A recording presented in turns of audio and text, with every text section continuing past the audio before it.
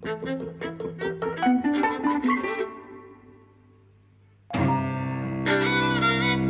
everybody, and welcome to Eavesdropping at the Movies. I'm José. I'm Mike. So we've just come from the Great Barnum. So close. What was it? The Greatest Showman. The Greatest Showman. Well, first things first, Merry Christmas. Yes, Merry Christmas. Merry Christmas. Christmas has happened. And we were desperate for something to see in the There's cinema. been a light snowfall and now we've seen The Greatest Showman. Obviously, spoilers ahead. Yes. If a film like this can be spoiled. It's so bad that nothing can spoil it. Well, so I'm guessing you didn't have a very good time. I certainly didn't. I groaned. I can't remember groaning as much in a film for a long time anyway. Well, here's the first thing. I didn't know it was a musical. Oh, did you not? No one told me this was a musical. The trailers didn't tell me. No, I didn't tell you because I thought you wouldn't come if I told you. Well, no, I'm perfectly happy with musicals, and actually, this is an original musical as well. It's not based on a stage play or anything like that, so that's quite encouraging. Yes. But I had no idea, and when it started, because of I don't even know why I just got this 1,000-yard stare when it started. Like, oh God! But it opens with Oh God! It opens with a number with Hugh Jackman as a P.T. Barnum circus ringman, and he's dancing around and singing, and I'm thinking, okay, this isn't what I expected. It turns out it's a dream sequence, so I thought, well, maybe that's just a dream sequence thing, because he's a little kid dreaming that will be his future, and then when the little kid actually starts singing in real life, I'm going, oh God, kill me. Yes. I thought this is going to be absolutely awful. It's not just a musical. This is like watching The X Factor, right? This is like being sat through 2 hours of The X Factor. It's overproduced, kind of shiny and bright. I thought it was just dumb. I love musicals. I really do. But this was like a dumb musical. This was one of those musicals, one of those, American musicals, actually. Let's be specific. Where, dare to dream, your dreams will come true. And you just think, oh, fuck off. And I really hated it. I hated its attitude. I hated its message, and I hated... Well, the message in a way was okay, right? It's all about being inclusive and accepting difference and all those nice things.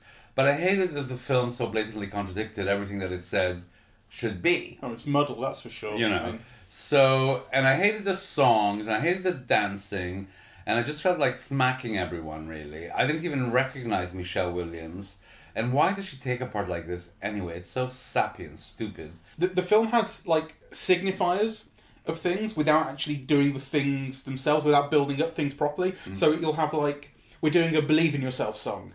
And you can tell from the chords and from the people who are singing it, we're going to do a Believe in Yourself song. Now you have to believe in yourself. And now we're going to do a I Love You Despite Everything Else song. And now I'm going to do a, whatever it is. What did I write down here? A Love Transcends Stuff song. You romantic, you. Or like a Believe in Your Dream song. And you can tell it's like there are so many scenes that feel incomplete. Like the film doesn't really put in the work, and it just jumps into scenes almost halfway through. And like the scene will almost be at its climax already when you join it, and you're going, there's half a scene you've missed out here to get me to this point. It jumps around. I hated the whole thing. I mean, I hated the beginning because, it was just like a pop video, which starts off with Barnum as an adult, takes him back to childhood, shows him becoming an adult, meeting the love of his life, blah, blah, blah, all in 3 minutes. And takes you back to the present, right? Yeah, I think it's a little bit longer than that, but it's done like in one extended song. It's done in one extended song. Yeah. It was just like, I hated it. And then he becomes successful, like almost right from the beginning, he's a success, really. He continues being successful in different ways throughout the film. Then, of course, it all burns down, and then it all gets rebuilt in the last 5 minutes. It just felt like stupid. Yeah, it's a real Deus Ex Machina. We'll come back to that because there's something interesting about that, I think. The problem I had with the very early parts when he's building the show is you have no clue as to why he wants a freak show in particular. I mean, let's call it what it is, a freak show. Right? Yes.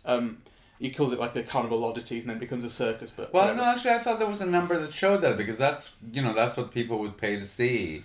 Well, no, like the girl explains it's like unicorns and mermaids and that he already has. No. I'm talking about before that because he already has his show, which is creepy animals and it's all dead stuff. And then the girl says, "No, you want living people. That's what we need." But before that, like he's going to get his loan to build it, and he basically had 2 moments of inspiration, or what could pass for moments of inspiration, which is where when he's a young lad on the street, a young child with sort of facial disfigurements is kind to him. Yes. And then just before he goes into the bank manager to get a loan, he sees the the short fella. Yeah. Which is unlike that. That can't be an element of inspiration because he's already going to get his loan. Because then the next moment he walks into the bank manager and he says, "People will pay to see this stuff." So like.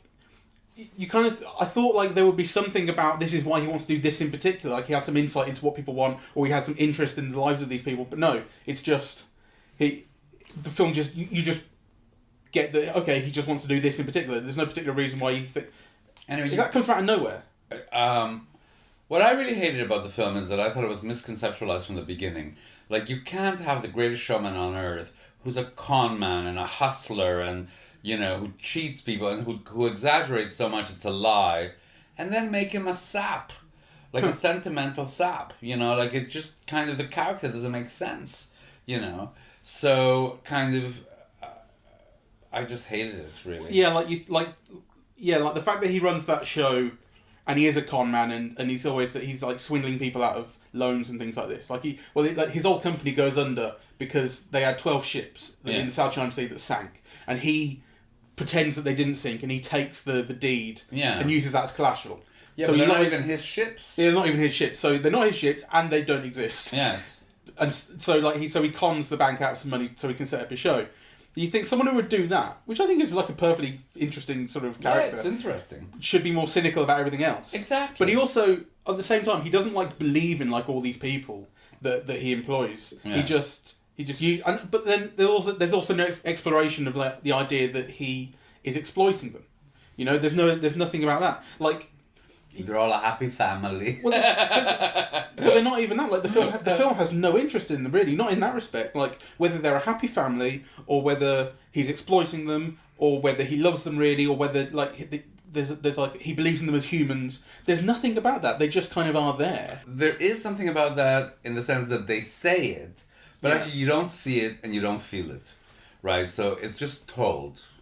Yeah, it's like basically his freak show is just a thing that he does. It's not like the thing that brings him meaning or has it or gives you any idea as to who he is. No. It's just something that is associated with the character, which is weird considering it's the structure of the film. Yeah.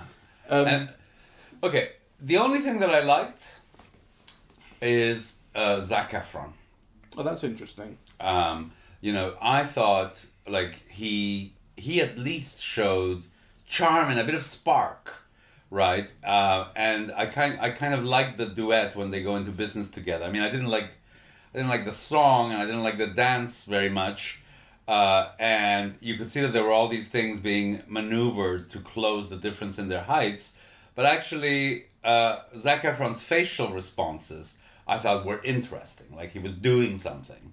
He was kind of like creating a character and kind of, giving a response that for most of this film is like completely absent. Yeah, I think so too. I like Hugh Jackman as well. I think Hugh Jackman is good at this. And I think he looks the part. He really is that. He is a kind of show. Like, it's like he always puts the effort on show in a way. And I don't know, maybe that's not the right way to put it, but like, I'm always just kind of aware that he's showing off to me, which is what a character like P.T. Barnum actually needs. Yeah. I think the conceptualization of his character in that respect, in the way he's showing off all the time and smirking and smiling and he has that perfect winning grin, that's what I like about Hugh Jackman in this. I think he's great. Yes, I agree, and I like that about him in general as well. And this is going to sound horrible to say, but one of the things I was very conscious of watching this film is how he's gotten old. So, his face has that slight melting quality of people who are aging. And I do think that this film needs somebody younger, needs somebody like 20 years younger than Hugh Jackman is at the moment. I think in a way, he's perfectly cast in terms of his character, but I think kind of, to me, physically, he's not. Like, he's just too old. Well, I think when They should have cast Zac Efron in it. Well, I think when they make him look younger, because the film goes through his life, and so you see him as him when he's about 20, 25. Yes. And I think it's quite a convincing look. And then as he go on, they do less CG and makeup and make him just look his age. I thought that was quite convincing, and I kind of like him as his age. The problem is that he ages like 15, 20 years. And his daughters don't. Yes. His daughters just stay like 8 and children. 6. Like Inception. You go, I thought these kids were meant to have got older by now. Yeah. That's weird. One thing worth mentioning is, I mean, the film has every cliche of musicals and video clips in the book. It's like one big cliche. But one of the things that is nice to see is that there's a lot of dancing in it. It is a dance musical. So, I mean, there's nothing, particularly memorable in the dancing, but, you just do see a lot of people hopping around. I don't know about that. I think you can tell that, like, they've got people who can dance to do the dancing. And, yes. And they don't, it's not, I think actually the editing is fairly good, and I don't think... I don't. No, it's fairly good. I don't say it's amazing. But I think, like, they don't edit sort of so heavily that you can't see it. You do get a chance to see what they're doing. It's not, I'm just saying it's not supposed to be Berkeley, right? But it's not bad. And there were actually 3 songs which I liked the visual aspect of. There was one of them has no dancing. It's the Rebecca Ferguson one. I think she looks amazing, and there's that sort of top down camera angle on her. Yes. Which is, and it accentuates all her features, and she's got this very angular face, and she looks amazing. And it's a good song as well. Actually, it's a good performance. There's the song where Zac Efron and Zendaya, I think her name is, the girl, sort of fall in love or express their love for each other in the circus ring, and they play with the rope, and they were climbing up and down the rope. That was good. Yeah. It had like a concept to it, right? Yeah. And the other one was the one in the bar, which I thought was quite good fun, which is the one between Hugh Jackman and Zac Efron, and they're throwing pints around and jumping around the place, and again, that had a concept to it, and it was playful. I would have liked to have seen kind of more movements completed, but I see what you mean. So I would have liked to have seen more of the dancing, actually, and also I just would have liked better songs. I really don't like any of the songs. Right, the songs aren't very good. Yeah. Anyway. But I don't think it's not devoid of creativity or interest visually. I think there is actually. I could watch that bar scene again. Yeah? Yeah. I couldn't see the whole film again. That'd be a struggle. But I could watch moments of it again. I thought it was torture. I really did. Look, I had a bad time, right? Don't get me wrong. The whole time sitting there thinking, I've been forced to watch ITV against my will. Like, that's only supposed to happen on Christmas Day when I see my parents. I can't stand the X Factor. I can't stand Britain's Got Talent. And this is it's really aimed, I think, at people like that who are just like, you can do anything. Like, anyone can go and sing a song, and I could sing a song, and I could totally be one of these people, and it's all like overproduced, poppy. I think what bothered me most is just, that it's a kind of propaganda for dumbness. Like, there's no other way for it. Like, kind of the Busby Berkeley films, they had wit. Yeah, that's what I said. And they were street smart. That's what ITV is. Yeah, well... Propaganda for dumbness. It's not a bad slogan. There are some interesting things. The place burns down. There's a fight in this house, and the place burns to ground, and they're like, "Oh, I'm stretched on my loans. I can't get a loan from anyone else." And Zac Efron goes, "I can do this," because he to get Zac Efron in. Zac Efron was a writer of like upper class plays, and to get him in, he had to cut him in for 10%. So his 10% he's been putting away the whole time because he figured I need this someday. So he goes, "My 10%, I have enough, and we can rebuild the thing." And he says, all I want is to go in 50-50 with you. I'll put in the money and then we split everything 50-50.